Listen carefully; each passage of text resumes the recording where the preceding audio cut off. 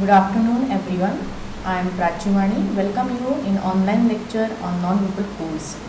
Let's we understand what are the different non-verbal codes. Non-verbal codes are called here symbolical language. Many of the times in verbal communication we communicate through different non-verbal codes. We will try to understand. Non-verbal codes are totally 6. First is kinesics, second proxemics, third chronemics, fourth haptics, fifth vocalics, and sixth artifacts. First of all, I would like to discuss with you the term that is non-verbal codes. Non-verbal communication is a kind of communication where we are using non-linguistic any language. It means in this communication no use of language is done. It includes apparent behavior including facial expressions, eye contact, gestures, postures, tone of voice, touches, as well as less obvious messages such as distance, time, dress and appearance. We will have first of all kinesics. It should be well pronounced. Kinesics, this word is derived from kinesics. Kinesics means here body language. It is very important branch of science that studies the movement of body at the time of verbal communication. There are different aspects of body language that we use profoundly in case of oral communication. We try to communicate by making use of eyes, so eye contact. We communicate through our face or facial expressions. We try to communicate by making hand movements, that is called gestures. Then we tries to communicate with the help of postures, that is position of our body, and we try to communicate by using dress and appearance. So in kinesics, messages are unseeingly transmitted. Here you can find out the picture where a teacher is going to warn a boy who might have misbehaved. So here not needed to listen to the dialogues between both of them, merely the body language of both of them reveals the fact what kind of problem they might be having. Second is proxemics. Proxemics, this term is derived from proximity. Proximity means here nearness or closeness. It means it does the study of space or distance that we maintain at the time of oral communication. Basically, there are 4 types of space that we are supposed to maintain. The first one is your intimate zone, second personal zone, third social zone, and number 4th public zone. When we are having our interaction with the public, so we maintain lots of distances. It may be 8 feet or 8 feet onward. So when there are public announcement, general meet, at that time public zone is utilized. In case of social interaction, when we are interacting with the society people whom we know only 20 to 30%, it falls the milkman, vegetable sellers, grocery store manager. When we are having interaction with them, then we maintain that kind of social distance, that is having 4 to 8 feet distance. After that, personal zone. Personal zone, it includes the people whom we know or on daily basis whom we are meeting.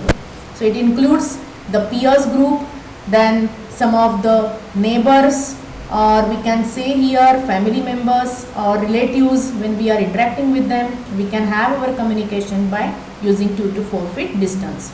And very close, that is called here intimate zone, where the distance is only 0.5 feet to 2 feet. Only emotionally attached people, they are allowed to have use of this intimate zone to express their thoughts.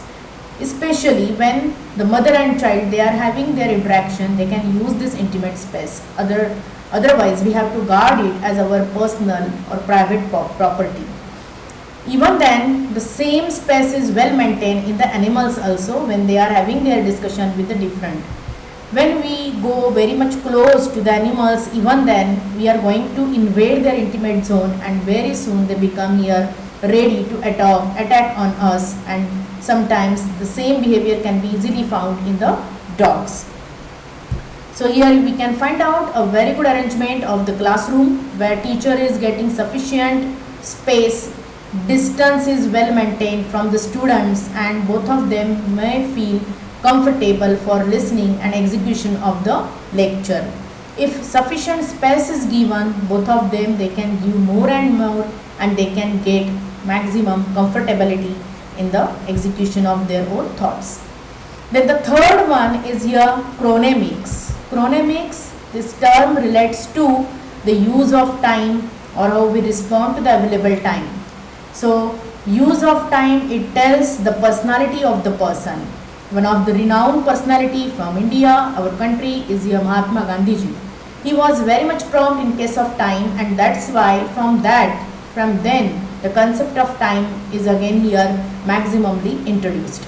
In different countries, the persons they respond differently to the time concept. As you know that in America, Americans are very prompt and eager to respond to the time. On the other hand, Latin American as well as South American, they are very less conscious about the time concept.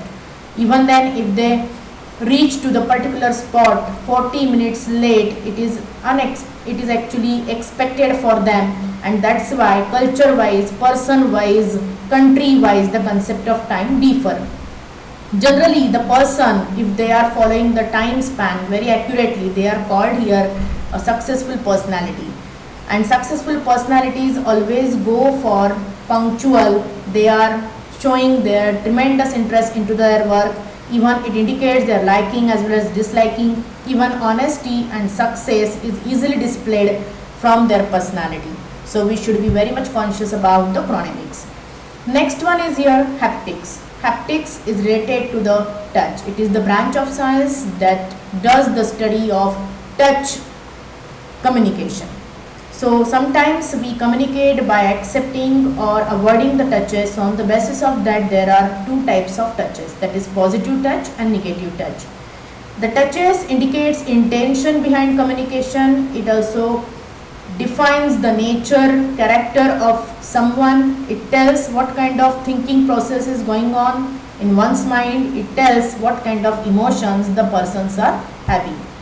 In the next picture, you can easily see the positive type of touches which are giving positive messages to the others.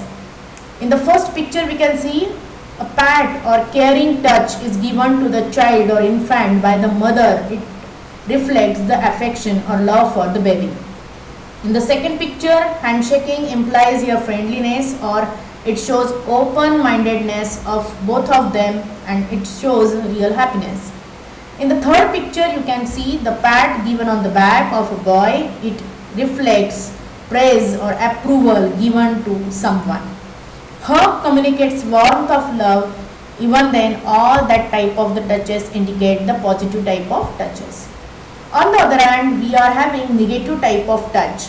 It indicates giving slap to someone out of anger, hatred, annoyance. In the second picture, you can easily observe handshaking with a little bit pressure are made on the fingers that indicates domination. And in the third picture, we can easily see the violent feelings are easily reflected on the face. So all that kind of the negative touches indicate the negative messages. The fifth one, non-verbal code, is your vocalics. Vocalics, this word is derived from vocal cords. Hence, vocalics, definitely if the person is possessing a very good voice quality and having a very good modulation in the voice, it indicates a very good person. Generally, the news readers or singers, they are possessing sweet voice quality, so they are having a very good attention from the others. So as we changes the tone, if we are taking a long pause or short pause, if we are increasing our volume or lowering down the volume, if we have some pronunciation, different kinds of pronunciation, it reflects the different things. It reflects the mood of the person. So we should be very much conscious about the use of vocalics. Sixth one is your artifacts. Artifacts relates to art reflect the fact. Many of the times different people, they are having the use of artistic elements, maybe at their home, maybe in the offices, that shows their interest, that tells about what they are having liking or disliking. The collection of objects tells the interest of the person. Sometimes artifacts belongs to the environment or different objects. Artifacts, it reflects positive as well as negative effect on the others. Let us try to understand this concept with the help of the given image. In the first image that is given at the left side, it tells how disorganized this office is. The person's cabin is full of with documents, files, and person is really among all that compilation of all documents. It seems that the person is really busy and very difficult to handle day-to-day routine works. If someone comes to visit this person, definitely they will avoid the communication and give sufficient time to complete their work. In the second picture, we can easily see the structure of office where separate compartment is provided to the different people so that very comfortably they can do their work. So it is related to the artifacts. How the arrangement of any office, any cabin, it should be so that everybody should feel here comfortability while executing their day-to-day work. Environmental objects also tells about the reality. So whenever we go for any kind of tourism, we can come across different kinds of places, different objects that tells the reality. It tells who are the users of this particular building or that objects. So in this particular first picture, we can see the color of temple, the shape of the temple tells who are the users of it. In the second picture, we can easily see that temple is made up of marble and it can be used by a different category of the people to visit such type of the peoples. It tells the period in which it was built. So it is one of the part of artifacts. Lastly, artifacts belongs to the equipments or any kind of collections that are made and that tells about the reality of the people or lifestyle that they were using at that time. So here medieval gold coins, nowadays we are not able to see it. But if we are getting such kind of the coins, it tells who were the users, what was the cost of it and how it was kept into the daily transaction. Like that, in the second picture, you can easily see the weapons. Nowadays, we are not using all that weapons, but it tells what kind of lifestyle the people might be having and how they were using that kind of all weapons for the communication purpose. I hope that you might have understood this concept very clearly. So, thank you.